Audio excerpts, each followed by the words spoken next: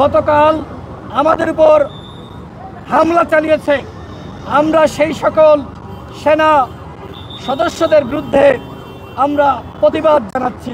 এই সেনাবাহিনীর সদস্যরা নুরুল হক নূরকে চেনার পরেও এইভাবে তাকে রক্তাক্ত করবে, এইটা কোনোভাবেই প্রত্যাশিত ছিল না।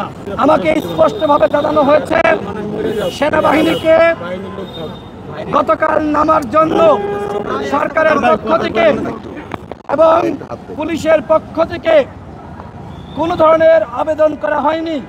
গতকাল গণ অধিকার পরিষদের সভাপতি নুরুল হক নূর সহ আমাদের শতাধিক নেতাকর্মীকে কিভাবে রক্তাক্ত করা হয়েছে সেটি আপনারা দেখেছেন। নুরুল হক নূরের উপর যে হামলা হয়েছে, এই হামলা কারা করেছে?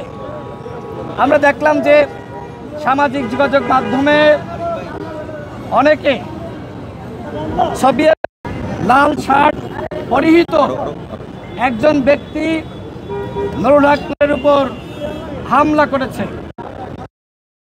মূলত যে ভিডিও তারা প্রকাশ করছে সেখানে যার উপর হামলা করা হচ্ছে সাদা পাঞ্জাবি পরিহিত সম্রাট, সে আমাদের পরিষদের কেন্দ্রীয় নেতা। এই হামলা নুরুল হক নূরের উপর নয়, ছাত্রনেতা সম্রাটের উপরে। আপনারা দেখেছেন সেনাবাহিনীর লাঠি দিয়ে নুরুল হক নূরের বুকে খুঁচা মারছে। ওয়ালটন এখন দেশের সীমানা পেরিয়ে পৌঁছে গিয়েছে 50টিরও বেশি দেশে। ওয়ালটন, ঘরে ঘরে বিশ্বজুড়ে।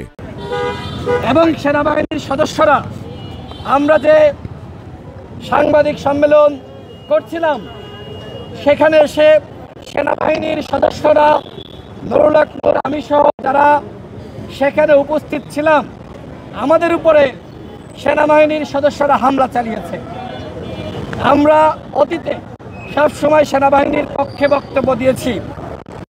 আমরা সেনাবাহিনীর বিরুদ্ধে বলছি সেটি নয়, কিন্তু সেনাবাহিনীর যে সকল সদস্যরা গতকাল আমাদের উপর হামলা চালিয়েছে, আমরা সেই সকল সেনা সদস্যদের বিরুদ্ধে আমরা প্রতিবাদ জানাচ্ছি। এর মানে এই নয় যে আমরা সমগ্র যে সেনাবাহিনী, সেই সেনাবাহিনীর উপর আমরা আসলে দায়িত্ব পাচ্ছি।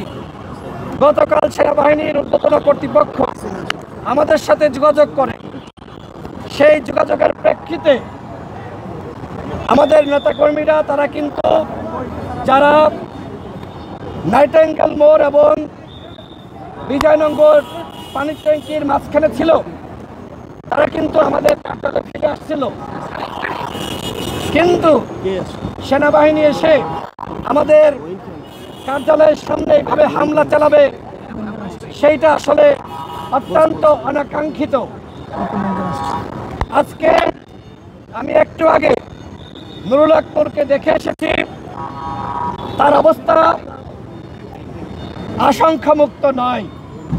তার নাক ফেটে গিয়েছে, তার চোখে আঘাত লেগেছে, তার বুকের উপর সেনাবাহিনী বুট দিয়ে পাড়িয়েছে।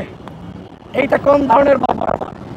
স্বাধীন বাংলাদেশে আমাদের সেনাবাহিনী, যাদের বেতন দেওয়া হয় জনগণের ভ্যাট এবং ট্যাক্সের টাকায়, সেই সেনাবাহিনীর সদস্যরা নুরুল হক নূরকে চেনার পরেও এইভাবে তাকে রক্তাক্ত করবে, এইটা কোনোভাবেই প্রত্যাশিত ছিল না। আমরা ডক্টর মোহাম্মদ ইউনূসের কাছে জিজ্ঞেস করতে চাই, আপনি কি এই ঘটনা জানতেন? আপনার স্বরাষ্ট্র উপদেষ্টাকে এই ঘটনা জানতো? গতকাল সেনাবাহিনীর পক্ষ থেকে বিবৃতি দেওয়া হয়েছে, সরকারের আহ্বানের প্রেক্ষিতে, আইন শৃঙ্খলা বাহিনীর আবেদনের প্রেক্ষিতে সেনাবাহিনী মাঠে নেমেছে এবং আমাদেরকে ছত্রভঙ্গ করেছে। পুলিশের ঊর্ধ্বতন কর্মকর্তাদের সাথে আমার কথা হয়েছে, সরকারের উপদেষ্টাদের সাথে আমার কথা হয়েছে। আমাকে স্পষ্টভাবে জানানো হয়েছে সেনাবাহিনীকে গতকাল নামার জন্য সরকারের পক্ষ থেকে এবং পুলিশের পক্ষ থেকে কোনো ধরনের আবেদন করা হয়নি।